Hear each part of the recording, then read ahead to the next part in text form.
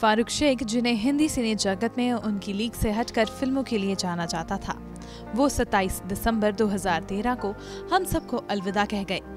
फारूक, जिन्होंने parallel cinema में भी अपना योगदान बखूबी दिया था, उनके यूं अचानक चले जाने से तमाम बॉलीवुड इंडस्ट्री जहां सोग में है, वहीं फारूक शेख को ट्रिब्यूट दिया गया कई रिनाउंड बॉलीवुड सेलिब्रिटीज द्वारा, जिनमें मौजूद थे बॉलीवुड डायरेक्टर्स। इन सब ने अपनी फारूक शेख के साथ एसोसिएशन को लेकर बात की। फारूक एंग्री होना सवाल ही गलत है।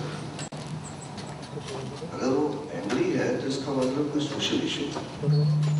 अगर वो नाराज है, अगर वो किसी बात पे बहस कर रहे हैं तो इसका मतलब मसला कोई सामाजिक है। असल बात में फारूक को उदास होते देखना या बिना ह्यूमर के देखना, मेरे ख्याल से अगर सीरियस सीन हो, कैमरा चालू हो जाए तो सीरियस हो सकते थे, होते भी थे, उसके बिना नहीं पॉसिबल नहीं होता था। क्योंकि फारूक कॉलेज के जमाने से जानते थे, जेवियर में था, हम खालसा में थे और हम कम्पिटिटर थे। और जितनी ज्यादा मदद थिएटर में उन्होंने अपनी कम्पिटिटर्स की वो सबको ट्रॉफी ऑर्गेनाइज किया करते थे, उतनी ज्यादा मेरे ख्याल से कोई नहीं कर सकता। फिर हमने साथ साथ फिल्म की और उसका काफी Farooq was an easy person to work with, but very difficult person to say yes from him, to take a yes from him. In fact, we could not do much of the television together. जब मैं बहुत सारा television कर रहा था, क्योंकि Farooq read script मांगते थे।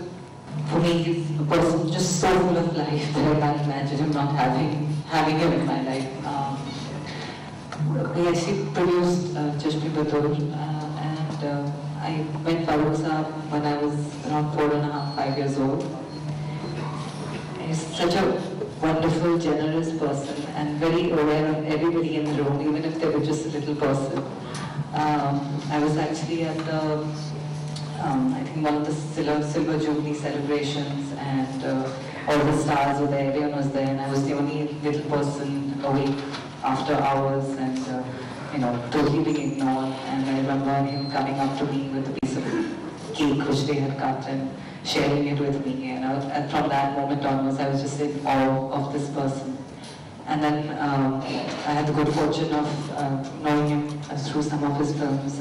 Saeed Ranchvi was a part of our lives. My mother worked with her on many of her films, and after that I got to spend some time with him during the shooting of Katha. I was still just a child at the time, and they were shooting in Pune, and very often after the shoot they would come over, and unlike a film star, he always had time for even the little children around. हम दो वेशन के लिए उसके लिए वो सूत्रधार थे, तो जब वो कर रहे थे, एक बार हम उनको साथ छोड़ने जा रहे थे घर साथ में, तो मैंने वो क्लब 60 की स्टोरी उनसे शेयर की।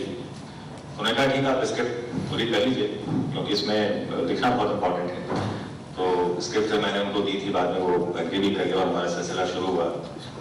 तो जो दूसरा कनेक्शन उनके साथ हुआ वो था खाने पीने का, और वो भी फूडी थे और मैं भी देख के भी लगता। सो पहला कनेक्शन जो हुआ खाने पीने के मामले में, वो हम वर्ली में शूटिंग कर रहे थे कि क्लब 60 में जो उनका घर बना हुआ है, और पहले दिन जो लंच ब्रेक हुआ तो हमने उनसे पूछा, जो प्रोडक्शन वाला था साहब, पूछा सर क्या लेंगे, कुछ पूछिए। तो मैंने पूछा सर क्या लेंगे, बोले मैं सैंडविच वैसे ही कुछ दूंगा, चाय लंच, कोई हेवी लंच नहीं दूंगा। तो मैं सोचा एक्टर लोग हैं तो सैंडविच, कोई brown bread, whole wheat bread, ऐसी कोई सैंडविच खाएंगे।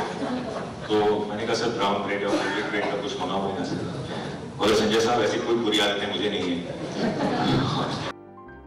चाहे ही फारूक शेख आज हमारे बीच ना हो, लेकिन बॉलीवुड को ही नहीं बल्कि तमाम लोगों को फारूक की कमी इंडस्ट्री में जरूर खलेगी। एंटरटेनमेंट डेस्क से Haleem Khan, day night news.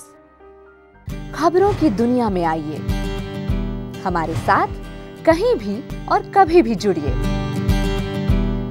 हम मिलेंगे फेसबुक पर, हम दिखेंगे यूट्यूब पर, हमें फॉलो कीजिए ट्विटर पर। खबरों के साथ बने रहिए रात दिन।